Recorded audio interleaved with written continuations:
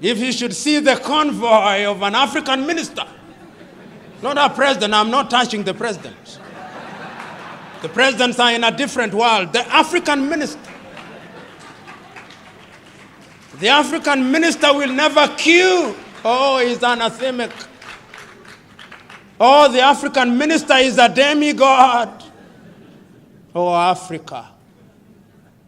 The African counselor in your rural home, when they go to churches, not even if it is not their denomination, they saunter to the front seats. And even our latter-day clergymen will invite them to share their wisdom with the people, even if we know that they are village fools.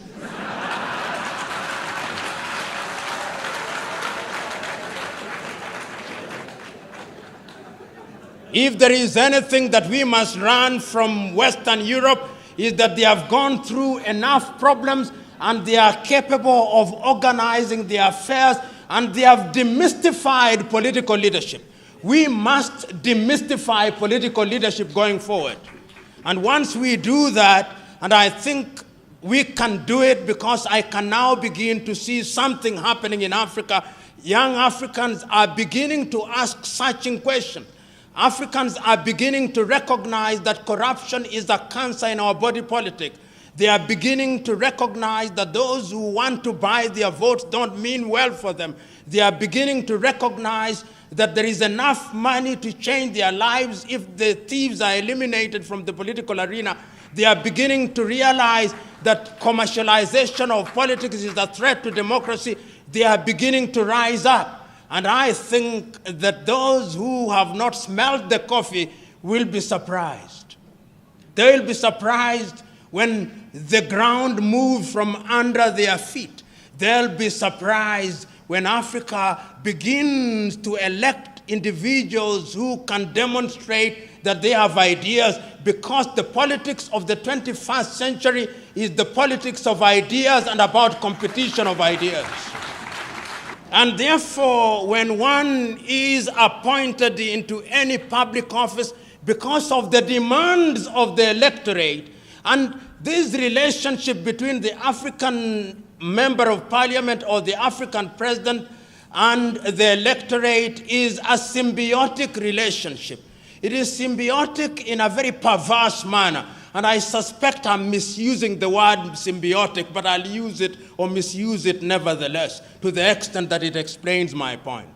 What happens is that it appears that the electorate has allowed the so-called leader, because many of them are misleaders, to remain in their positions of power and to acquire as much as they can, on the understanding that periodically their loot will be shared with them. It is some kind of Robin Hoodism of a latter-day kind. And this Robin Hood kind of politics is a little bit different, at least from my understanding. Robin Hood robbed the rich in order to share with the poor. But our latter-day African Robin Hoods are in the business of robbing from the poor in order to give a pittance to the very poor. And this is what we are talking about today when we talk about commercialization. So that if you ask any typical African politician, how much does it cost you to be elected into parliament, they'll tell you it is in the millions. It is in the millions, and the millions they spend is perhaps 10 times more than they'll ever earn through their legitimate salaries. And I ask myself, if your salary in 5 years is going to be 1 billion Ugandan shillings, why should you spend 5 billion Ugandan shillings to get into that office? There must be something that we do not see, but you see, and I know what it is. What it is that getting into the office of the Member of Parliament, or indeed any other political office in Africa, is a guarantee that things will come. So that in many African countries, the politician is the major tenderpreneur. The politician is the gatekeeper. The politician is the one who receives the guests. He is the tax collector informally, aside from the URA. And in this regard, therefore, we must commercialize politics. We may blame the politicians, but what about the electorate? The electorate also is to be blamed. The electorate has insatiable thirst and hunger for things that they have not worked for. They have been trained and they no longer listen to ideas. My good friend Norbert Mao, who I was told was here, I do not know whether he is here, will tell you, not that I have talked to him this morning, but he'll tell you that one of the pains that one has to endure when you confront your typical African electorate is to convince the electorate that ideas count for something. Many times when you address the electorate and you are waxing eloquent, telling them, when I'm elected, I'm going to ensure that we have good health services. We are going to ensure that we have good schools. We are going to ensure that we create opportunities for innovation and invention and create opportunities for young men and women. They are waiting for you to finish. They will tell you, we hear you. We know you are going to do all those beautiful things. But in the intervening period, I must eat. And therefore, no matter how beautiful your ideas are, if you don't carry money on that day, your ideas, like the elephant before them, will never fly. Leaders who, upon ascending to power in Africa, became demigods. How many of you here will forget Mobutu Sese Seko? How many of you here will forget Jean Bedel Bokassa? How many of you here will forget Samuel Doe? And then we had the emergence of guerrilla movements where people rose against their very own who had used their positions of power to destroy what had been gained over the years. And then, in those early days, you will also remember that many African leaders, including the enlightened ones, took the view that because of ethnicity, it was necessary to unite the people. And whether you are speaking from Dar es Salaam in Tanzania, or Lusaka in Zambia, or Kinshasa in what was then Zaire, now the Democratic Republic of Congo, or you are speaking from Nairobi in Kenya, and here in Uganda, the clarion call was that we must have one-party states.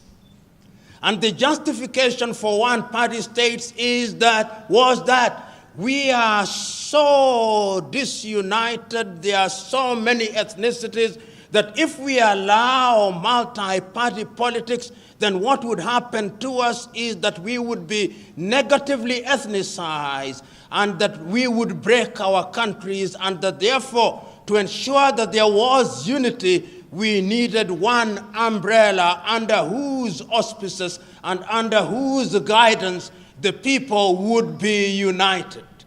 But no sooner had we sufficiently articulated the beauty of single-party states than Western Europe told us, no, that is not democracy. Democracy means that you must have many political parties.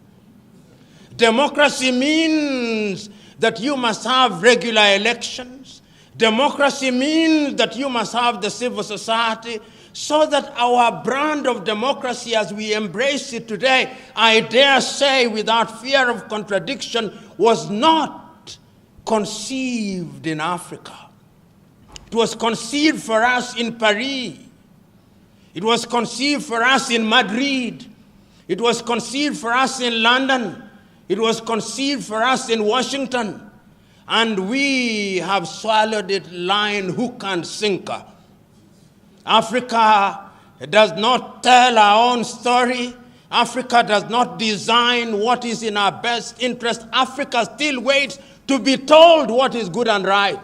And I dare say that that is why Africa does not realize our potential. But yet it is also important to point out that the African and African countries are more resilient than the European states. You know, if you allow me latitude as a guest must be allowed, permit me to say this. The ethnicity that we keep on talking about, African countries are just slightly over 60 years since they regained their independence. Take Nigeria, for example, with over 500 ethnic groups created within an artificial boundary. They have had their problems, they have had their hiccups, but the nation is still alive and well.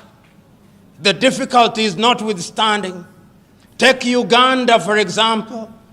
You've had your difficulties, you've had your trials and tribulations, but the nation is still alive and well. Tanzania, with over 136 ethnic groups, the nation is still alive and well. There is a sense in which, in the face of our difficulties, we have succeeded in managing those difficulties, however painful it has been. But look at Europe, the pontificating Europe.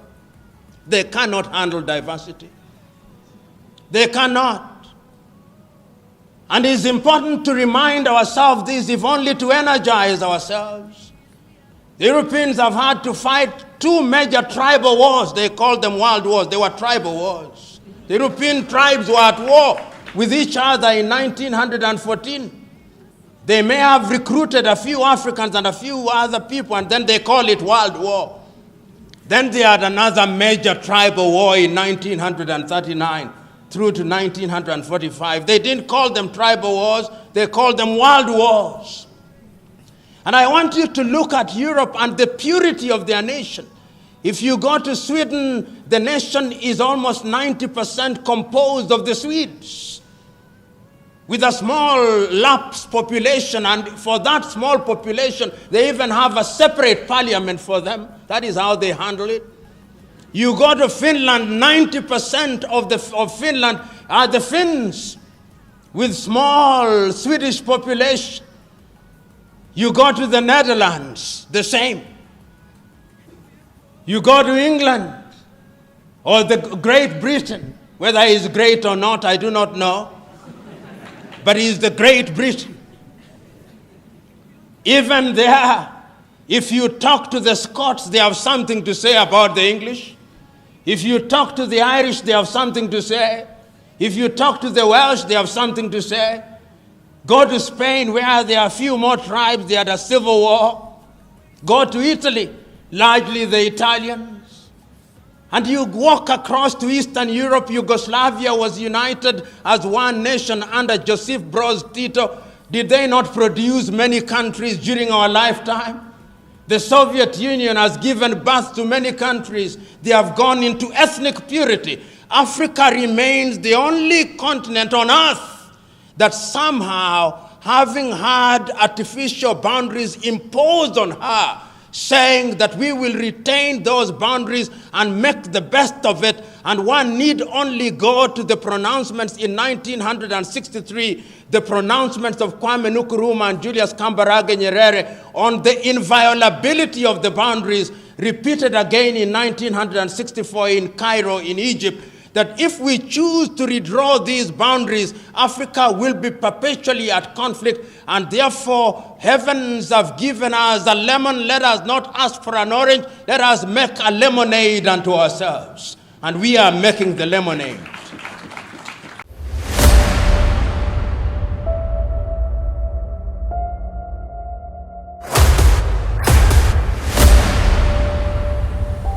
This is the journey to one Africa.